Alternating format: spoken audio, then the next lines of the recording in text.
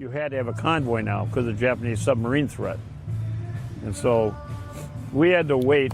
It actually turned out to be in May before we ended up going in a convoy. So I went to a new school there. Times changed. I know you mentioned something about the blackouts and stuff like that. We had no lights could shine outside the houses and stuff like that. All of us people, kids included, were given gas masks, and you had to carry them everywhere you did. You know, slung over your shoulder, put it on the end of your bedpost.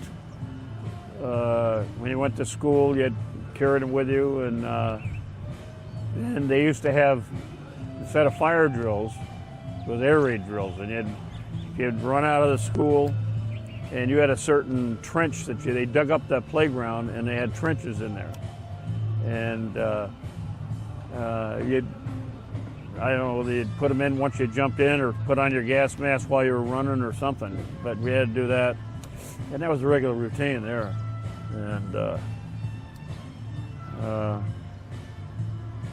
And I don't remember Christmas of 41. December 25th, I can't remember anything about Christmas. I'm sure we had one. And after that, you know, when you're that age, you know, you don't remember the little idiosyncrasies of living, you know, each day. And, you know, people ask you, what'd you do for fun, or what'd you play? I don't know. We just sort of, you know, it was such a small community up there. We're only talking about maybe 20, 25 kids, and you weren't friends with everybody. I mean, you might have known who they were. So it was just a calm, peaceful life, you know. And I remember where our new quarters was up on a hill, and now you could look out over the harbor from where we were living. It was right near where Admiral Nimitz lived. And you could look down, and I could see the Arizona. And I know a couple of times in the evening at Colors when they used to send a boat out there and bring the flag down at night, and, you know, blow taps. And then they go out next morning and put it back up. I don't recall ever seeing them putting it back up again, but I did see the takedown of the flag several times. Just happened to catch it. And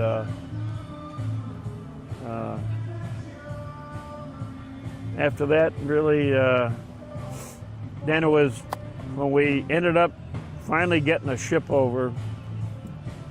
It was like an old transport ship. I mean, really old. And we were assigned different cabins there, and we were assigned a mess hall that we had to go to, and then we had an abandoned ship station that we had to run to. And so whatever particular side of the ship you were on, during the day we'd go upside, and you had to sort of stick together.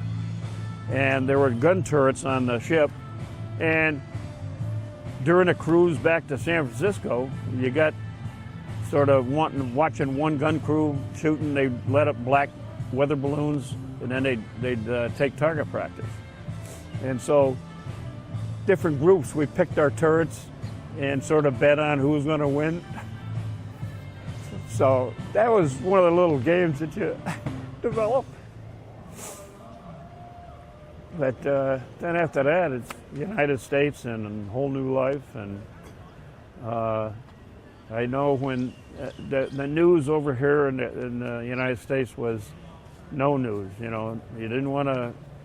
The morale of the United States really sunk with that. You know, and so they didn't. The news was never leaked out about how many ships were sunk or what was sunk or anything like that.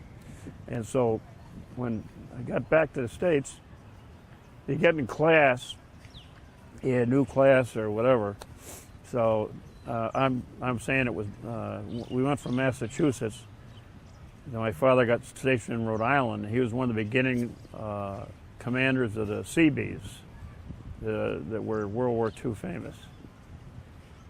and in Davisville, Rhode Island. We then moved there, and so moved to a new school, and it was all Navy dependents in the school. And but that didn't mean that anyone had ever heard about didn't know anything specifically about Pearl Harbor. But once they found out, like I was at Pearl Harbor, even the teachers wanted me to get up in front of the class and tell what you know, you know. So I was telling them stuff that they never even heard of, you know. And so that's how, you know, and every time I went up a grade or whatever and you got new classmates, even when I ended up moving to the school in town, when I got up in junior high and all that, there was some class, social studies or something, where I ended up, you know, would you get up and give a little lecture and you get graded for it too, you know? So it wasn't a lecture, but it was just sort of a recounting my experiences and a lot of stuff kids never heard of, you know? So that was pretty interesting. But I was very frightened of noise. You know, we used to hitchhike a lot, hitchhiking from one place to another, and that was common then, you know. You didn't have a bike, you hitchhike. And when I heard loud trucks or anything like that, get off the side of the road. Just the noise was very scary. Nightmares started to, develop almost immediately. And I had nightmares even when I was in the Navy. I would somehow pop out of a nightmare of a Japanese plane flying across a window shade. And strangely, it showed up as a plane flying at night across the window shade. Well, there was no Japanese planes that flew at night over Pearl Harbor. And I never saw any, but in the dream, it was at night. I don't know why, but maybe it had related to that gunfire, you know, on that same day, you know. But anyway, it was, the nightmare was the most lingering thing. And in fact, when I was married, this would have been in this particular event was in the late 60s. And my wife woke me up in the corner of the room in the middle of the night, and she says, "You were trying to box with a lamp, bedside lamp." And I says, "What are you doing?" He says, "Got to keep them Japs away from me. Got to keep those Japs away from me." And here I am. What, in the 60s, I was 30-some years old, you know, and I knocked the heck out of the lampshade. But that never happened again. You know, it came now in the past quite a few years. I've never had anything even resembling that, you know. But there was a lot of, and when I was in the Navy, I ended up flying in propeller aircraft, and those are very loud.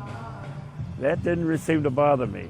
And then if you got out on the flight deck, if we were on a cruise at night, and I was a technician as well as a radar operator, and so when I was doing technician work on a night flight, you'd get out on the flight deck and you'd have to crawl on your hands and knees, well, sort of like a monkey might do, run across the deck, and the noise is there. Then I started getting scared because the threat of running into a propeller was always there, and you would be dead, or you would certainly be maimed. So that's the only other time where that came into play.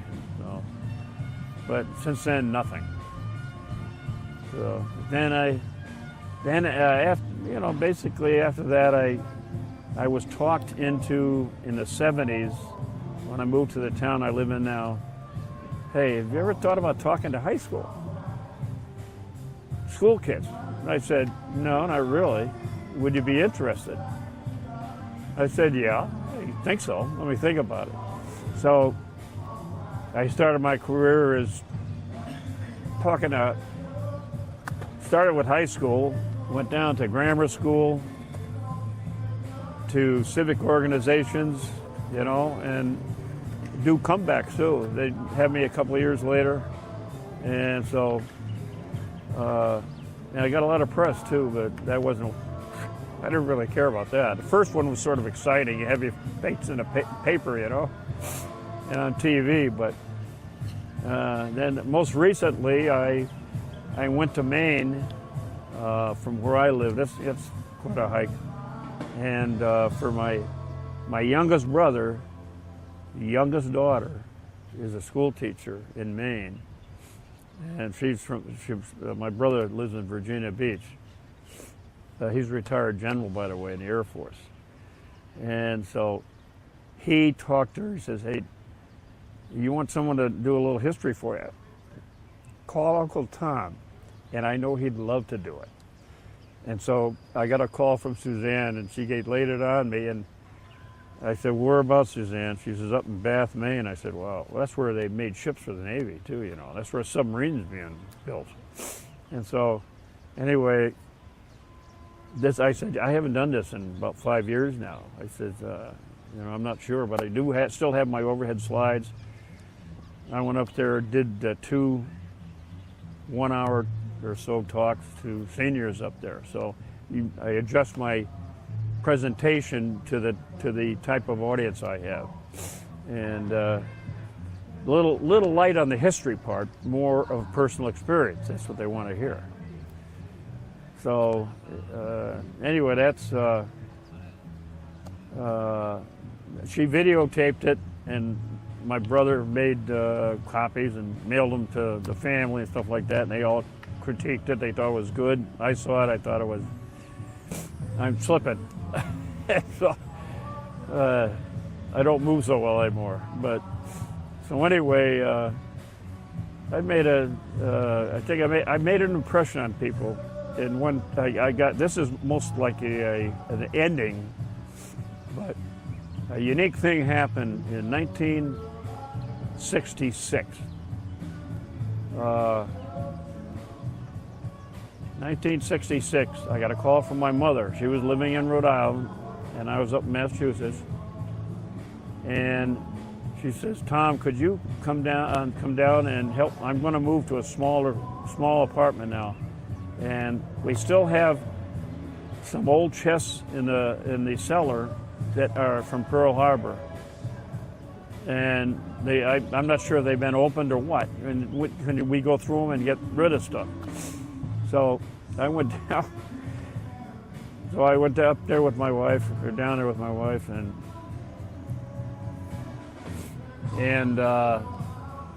so I opened up one box, and there's a big round thing in there, and I pulled it out of the box. I said, Mother, what's this? She said, that's a waffle iron. She said, I was cooking waffle. She says, I haven't seen that since Pearl Harbor. She said, I was cooking a waffle. And I said, all right. I tried to open it. I couldn't open it. It was like stuck shut. So I got a screwdriver, and I pried it open. I popped it open, and here's this waffle, like it had just been made that day. And she started crying. And so I reached in and I pulled off a piece of the waffle, and I started to eat it. And my wife screamed. She said, "You're not gonna eat that, are you?" It's 25 years old. And I said, "Yeah." I ate it, and I said, "The only thing missing is butter and maple syrup." And so that waffle traveled with me. And all sorts of recommendations were made, suggestions, I should say. And so finally, one of the teachers that I gave talks to, their class, said, "You ever think of showing that waffle iron to the kids?" I said, "No, I don't know. That sounds like sort of corny, you know. I mean, I don't want them concentrating on a waffle if I'm trying to tell them a war story." And so I said, "But I'll tell you what, I'll do it, and I'll introduce it at the very end." And so that's what I put into my presentations to grown-ups and everything. I give my whole experience, and I don't, unless they heard it from someone else, they didn't know about the waffle. And so as everyone's getting ready, they're starting to relax, so the story's over now. And I said, "Oh, by the way, there is a postscript to this."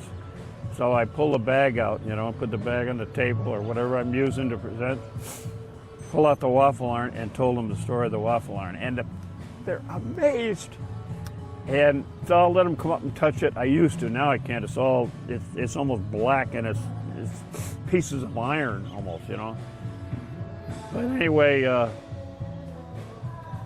I've had more kids in town that know me. Now they've grown up, and I don't recognize them, because when they're talking to a crowd, you don't really, unless you knew them from being in a neighborhood or something like that. And so they come up and say, "Hi, Mr. Davey," and they look familiar to me. He says, "Do you still have that waffle?" And that makes them remember the story too. You know what I mean? At least that's my impression, that they attach that waffle now to the story they heard that got it there. And so and everyone asked me where the waffle is. In fact, my two brothers, when we were coming to Hawaii this time, said, "Tom, you gonna bring that waffle iron with you?" I said, "Are you kidding me? I'm not gonna lug that thing around." And there was talk of putting it in a museum over here or something like that, but it's so destroyed now. And then to prove it was what I say it was, you know, I don't know how you'd prove it. And it's not, but it doesn't look good. And that's why I was going to show you a picture I had in my hotel room I got a good picture of the waffle when it was still brownish, light brown and all that, and with the high school kids holding it open. But it's decayed quite a bit since then, so this was quite a while ago presentation I made. But that sort of is about as much as unless you can think of something else, I can't think of much more about my experiences here. I just have one last question. Sure. How did the December 7th attack impact your life? Do you think it attacked it in a negative or in a positive way? Well, in a negative way, because you develop a hate for the people who did it.